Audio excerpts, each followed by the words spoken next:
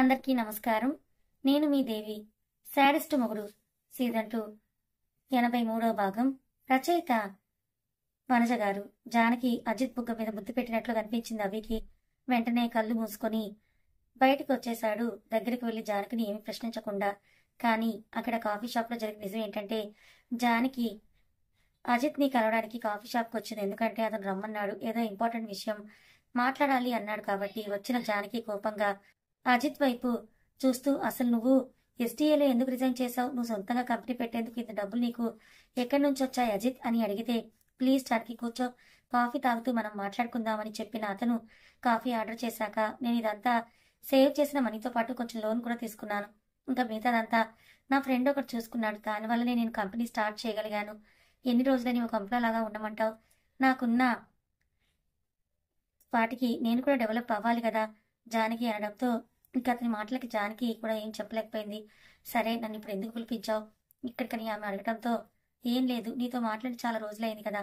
మీ ఆయన నిన్ను body గార్డ్లా save చేసుకుంటూనే ఉన్నాడు. కనీసం చిన్నప్పటి ఫ్రెండ్ అయిన నాతో మాట్లాడడానికి కూడా ఒప్పుకోవడం లేదు అంటూ అజిత్ అడుగుతూ ఉంటే, అదంతా ఏం లేదు, ఆయనకి నా మీద ఉన్న లవ్ అలాంటిది, చెప్పు అని జానకి అంటే, ఏం లేదు, నేను చిన్నప్పటి నుంచి నా ప్రతి ఫేజ్లో, ప్రతి ఫెయిల్లో, ప్రతి పాస్ట్ మూమెంట్స్లో కూడా నువ్వు నాకు తోడున్నావు కదా. మరి నేను కంపెనీ స్టార్ట్ చేసినప్పుడు కూడా నువ్వు ఎందుకు రాలేదు? దాని గురించి మాట్లాడడానికే పిలిచానంటూ అజిత్ అంటూ ఉంటే, నేను మామూలుగా ఆ యూనియన్ ఉంటే వచ్చేదాన్నేమో అజిత్, కానీ ఇప్పుడు నేను ధనంజయ్ గారి కోడల్ని కాబట్టి మా ఫ్యామిలీ తరపున ఆయన నువ్వు పిలిచిన ముఖ్యమైన గెస్టులో ఆయన వచ్చారు కాబట్టి సరిపోతుందని అంటూ ఉంటే, ప్లీజ్ జానకి, నువ్వెవరి కోసమో ఇంత కోపంగా ఉండొద్దు, మన ఇద్దరం ఫ్రెండ్స్ కదా, ఫీల్ ఫ్రీ అంటూ చొరవగా అజిత్ జానకి చెయ్యి పట్టుకుంటే, ఆమె మాత్రం కొంచెం నవ్వి ఆల్ ది బెస్ట్ అవి అని అవి చెప్తూ ఉంటే, కానీ అతను తన తండ్రి కోసం చెయ్యాలి అనుకున్నప్పుడు, చిన్నప్పటి నుంచి ఒక అమ్మ బిడ్డకి ఎలా ముద్దు పెడుతుందో అలాగే పెట్టి ధైర్యం చెప్పింది. అదే ఈరోజు అభి కలలో పడింది. ఆఫీస్కి వెళ్ళిన అభికి మళ్ళీ మెసేజ్ వచ్చింది. చూసావు కదా నీ భార్య ఏం చేస్తూ ఉందో అని అంటూ వచ్చేసరికి ఫోన్ని విసిరి కొట్టాడు అభి. అసలు ఇదంతా ఎవరు చేస్తున్నారని అనుకుంటూ అప్పుడే వేరే టౌన్కి వెళ్ళిన కశ్యప్ కోపంగా క్యాబిన్లోకి వచ్చి అభి సెల్ ఫోన్ పగలగొట్టడంతో, రే అభి ఏం చేస్తున్నావురా, కొంచెమైనా బుద్ధుందా లేదా అంటూ గట్టిగా అరిస్తే, ఫ్రెండ్ అని చూసి కాస్త నార్మల్ అయినా అభి, ఏం లేదు, ఏదో వర్క్ టెన్షన్లో అంటూ తప్పుకోబోయాడు. కానీ కశ్యప్ మాత్రం, అంతేలే, నేను నిన్ను ఫ్రెండ్ అనుకోవడమే తప్ప నీకు నేను ఎప్పటికీ దూరపు వాడినే కదా, జస్ట్ కంపెనీ మీద 10 రోజులు హైదరాబాద్లో లేకపోతే నువ్వు పెళ్లి కూడా చేసుకున్నావా, అది నాకు చెప్పకుండా అంటూ కశ్యప్ అలక నటిస్తూ ఉంటే, అదేం లేదురా, అనుకోకుండా జరిగిందంటూ జానకిని ఇలాంటి పరిస్థితుల్లో పెళ్లి చేసుకున్నాడో అవన్నీ చెప్పాడు అవి. దాంతో ఇంకా కశ్యప్కి కూడా వేరే ఆప్షన్ లేకపోయింది. సరే కానీ ఈ లెటర్ ఏంటి అంటూ ఆఫీస్ టేబుల్ మీద ఉన్న లెటర్ని చూసిన అతనికి, అది శర్మ గారి హెల్త్ రీత్యా వర్క్ ఫ్రమ్ హోమ్ కావాలని అప్లై చేసుకుందని అర్థమయ్యేసరికి అదే విషయాన్ని ఇద్దరు డిస్కస్ చేస్తారు. ఆ రోజు ఆయన ఆఫీస్లోనే ఉండడంతో అభి వెంటనే శర్మ గారిని పిలిపించి విషయం ఏంటని అడుగుతూ ఉంటే, బాబు నాకు కొంచెం ఆరోగ్యం బాగోలేదు, డాక్టర్ చిన్న సర్జరీ చేయాలన్నారు కాబట్టి ఒక నెల రోజులు నేను వర్క్ ఫ్రమ్ హోమ్ చేస్తానంటూ ఆయన చెప్తూ ఉంటే, ఈ టైంలో అంటే ప్రాజెక్టు ఎండింగ్లో ఉంది, మీరు రాకపోతే ఎలా అంటూ కష్టపడి అడిగేసరికి బాగా ఆలోచించిన శర్మ గారు, సరే బాబు, ఇక్కడ నేను వర్క్ నేర్పించిన ఒక మనిషిని పెడతాను, దానికోసమైనా పర్మిషన్ ఇవ్వండి, నేను గైడ్ చేస్తున్నాను, తను చేస్తుంది ఆయన శర్మ గారు చెప్పేసరికి అభి ఇక జానకి దాని గురించి టెన్షన్లు ఎక్కువ పట్టించుకోకుండా, ఓకే కానీ మొత్తం పని తన మీద పెట్టకండి, మీరు కూడా హెల్ప్ చేస్తూ ఓవరాల్ టెస్ట్ చేశాక టీంకి పంపించండి అంటూ అభి చెప్తే, సరే బాబు అంటూ వెళ్ళిపోయారు శర్మ గారు అక్కడి నుంచి. మరుసటి రోజు నుంచి కశ్యప్ జాతకమే మారిపోయింది. శర్మగారి మేనకోడలైన మానసి రాకతో, చెప్పండి సార్ అంటూ ఆ రోజు ఆఫీస్కి రాగానే కశ్యప్ ఎదురుగా గుడ్ మార్నింగ్ విష్ చేసిన మానసి చెప్పడంతో, క్యూట్గా ఉన్న ఆమె ఫేస్కి ఫస్ట్ లుక్లోనే తన మతి పోగొట్టుకున్నాడు కశ్యప్ బాబు. అలా వాళ్ళిద్దరు పరిచయం పెరిగింది.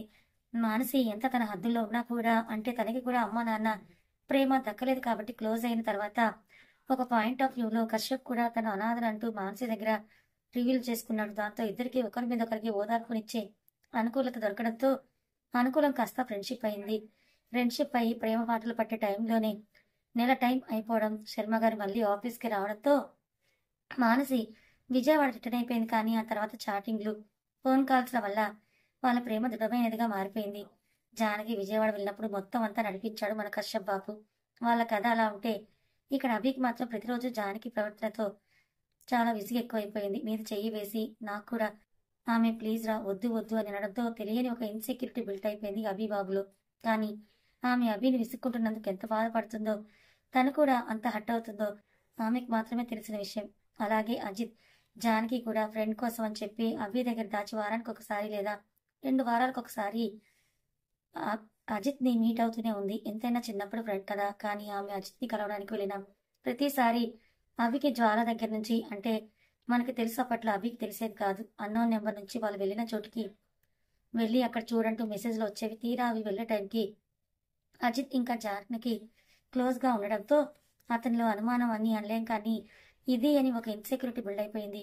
ఇలా తను కుక్ అవుతూ ఉండలేక ఆఫీస్ అవర్స్లో జానకి ఒళ్ళో పడుకుని ఆమె చేతులతో ఆడుకుంటూ, జాను నువ్వు ఇంతకు ముందు ఎవరైనా లవ్ చేసావంటే అడిగాడు అభి. సడన్ గా అతను అలా అడగడంతో ఉలిక్కిపడిన జానకి, లేదురా నీకెందుకు ఆ డౌట్ వచ్చింది ఇప్పుడు అని అంటూ అడిగితే, ఏం లేదురా అంటూ చీర కింద నుండి ఆమె అడుగుని చుట్టుకొని నాపు మీద పెదవులు వద్ది కళ్ళు మూసుకున్నాడు అభి. ఆమెకు కూడా ఒంట్లో మత్తెక్కువైపోయినా కూడా తను ఇప్పుడు కొంచెం బెండ్ అయినా కూడా అభి హద్దుల్ని దాటుతాడని అనిపించడంతో పెట్టుగా అలాగే కూర్చుంది జానకి. కానీ అభికి మాత్రం ఆమెని అంత దగ్గరగా చూసిన క్లోజ్గా ఇక తను నన్ను చూడడం లేదేమో అని, నేను ఇంతలా హక్ చేసుకున్న తన నుండి ఎలాంటి రియాక్షన్ లేదు అంటూ మనసులోనే కాస్త బాధపడ్డాడు.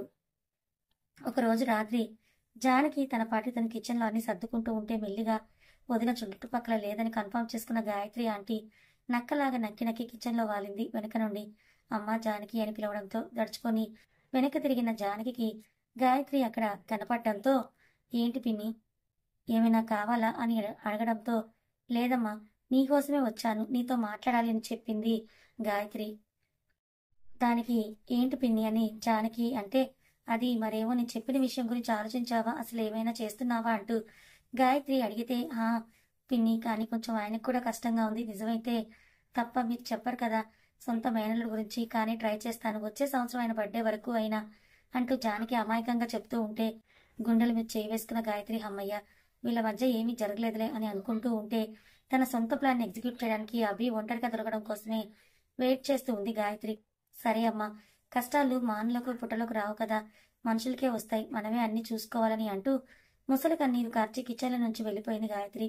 జానకి మాత్రం ఈ రోజు ఏం చేయాలి అభితో అంటూ టెన్షన్ పడుతూనే 10 నిమిషాల్లో అయ్యే పనిని అరగంట సేపు చేసి అభి కోసం పాలు తీసుకొని రూమ్కి వెళ్ళింది. లోపలికి వెళ్ళగానే అభి సైలెంట్ గా పడుకొని ఉండడంతో చొరవగా అతని దగ్గరికి వెళ్ళి, రామ్ లెగు ఈ పాలు తాగు అంటూ జానకి ఇస్తూ ఉంటే అభి వద్దన్నాడు. అయినా కూడా జానకి ఇస్తూ ఉండడంతో, ఎందుకు ఫోర్స్ చేస్తున్నావు జానకి, ఇందులో ఏమైనా స్లీపింగ్ టాబ్లెట్స్ కలిపావా, నేను ఇబ్బంది పెడుతున్నానని సైలెంట్ గా పడుకోవడానికి అంటూ అభి చెప్పేసరికి ఆశ్చర్యపోయిన జానకి, రామ్ నీకోసం నేను ఎందుకు అలా చేస్తాను, అలసిపోయిచ్చుంటారు, పడుకునే ముందు వెచ్చని పాలు తాగితే నిద్ర బాగా వస్తుందని ఇచ్చాను అంతే తప్ప నువ్వు అనుకున్నట్టు ఎలాంటి ఉద్దేశం నాలో లేదంటూ జానకి అన్నా కూడా అభి ఏం మాట్లాడకుండా ఆమె ముందే దుప్పటి దులుపుకొని పడుకుండిపోయాడు.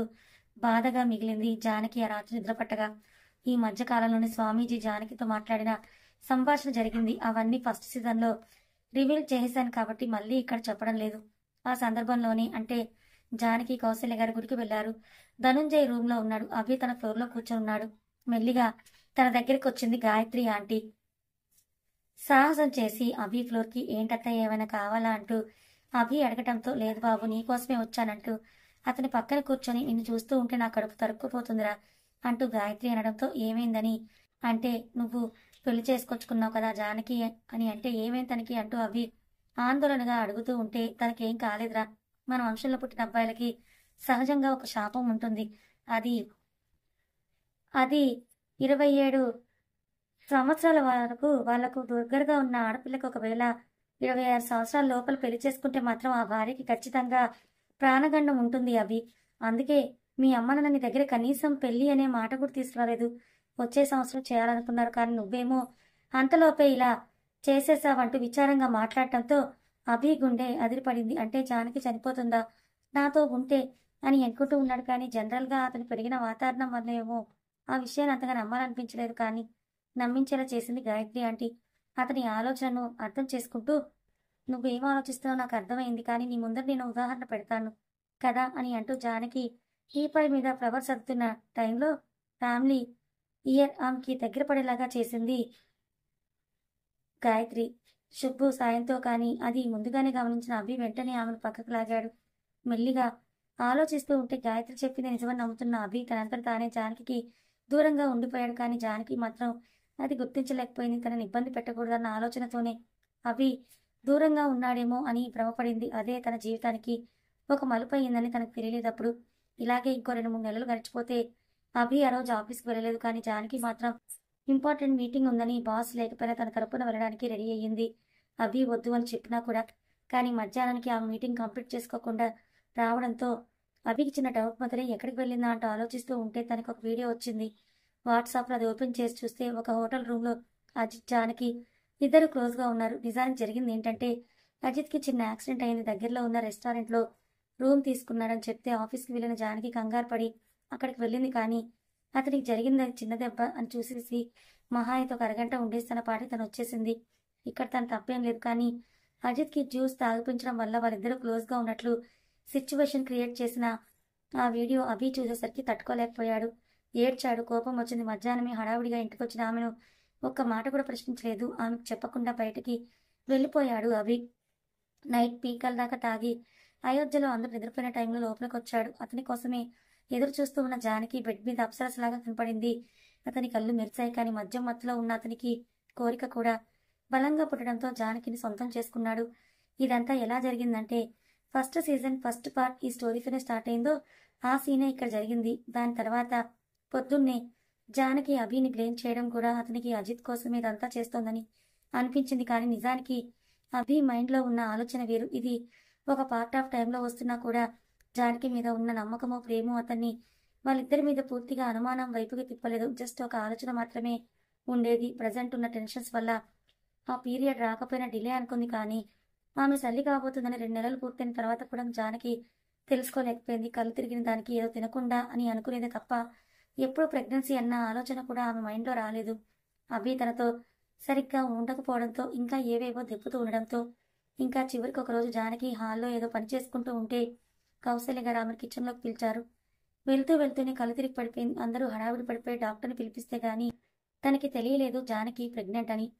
కానీ అది తెలిసిన అభికి మాత్రం ఎలాంటి సంతోషం లేదు.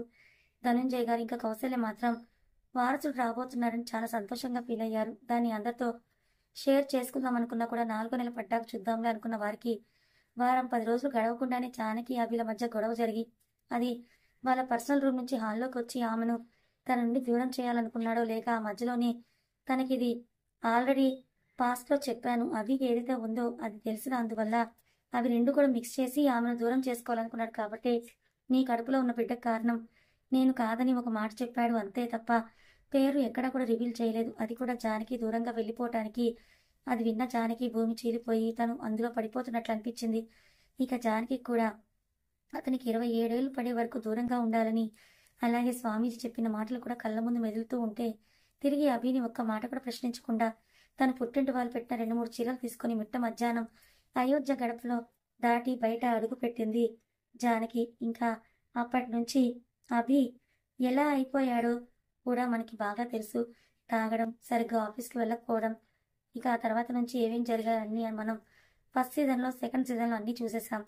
అంతా విన్న జానకి అభిని చూస్తూ ఉంటే అభి ఆమెను దగ్గరకు తీసుకొని నువ్వు అందుకే నిజం తెలుసుకోవాలని అనుకున్నానురా. కానీ నా వైపు తప్పు ఎంతుందో నిన్ను ఎంత అపార్థం చేసుకున్నానో తెలియాలి కదా నీకు కూడా. అప్పుడే కదా నువ్వేమైనా శిక్ష వేస్తే నాకు ప్రాయశ్చితం ఉండేదంటూ అప్పటికి ఇప్పటికీ నిన్ను పెట్టిన బాధలకు నీకు వచ్చిన కష్టానికి నన్ను నిజంగా క్షమించు అంటూ మోకాల మీద కూర్చొని జానకి నడుము గట్టిగా చుట్టుకున్నాడు అభి. సో ఫ్రెండ్స్, మనం ప్రజెంట్లోకి వచ్చేసాం. మీరు కూడా వచ్చేసి ఇప్పుడు ఈ పాస్ట్ ఎలా ఉందో చెప్పండి. డౌట్స్ ఏమైనా ఉన్నాయా? ఇంకా క్లియర్ చేయవలసినవి ఇంకొక ఫ్లాష్ బ్యాక్ ఉంది. అది ఒక ఎపిసోడ్లో అయిపోతుందిలేండి. ఇంకా పాస్ట్ అనేది కంప్లీట్ అయిపోయింది. మరి కథ కొనసాగుతుంది. గతం గుర్తులేని జానకి మరి అభి చెప్పిన దాన్ని బట్టి ఇప్పుడు ఎలా రియాక్ట్ అవుతుంది? అభిని క్షమిస్తుందా లేదా అపార్థం చేసుకుంటుందా? తెలుసుకోవాలనుకుంటే ఛానల్ని ఫాలో అవ్వండి. కథ నచ్చితే లైక్ చేయండి. హై బటన్ ప్రెస్ చేసి ఛానల్ గ్రోత్కి హెల్ప్ చేయండి. Thank you so much.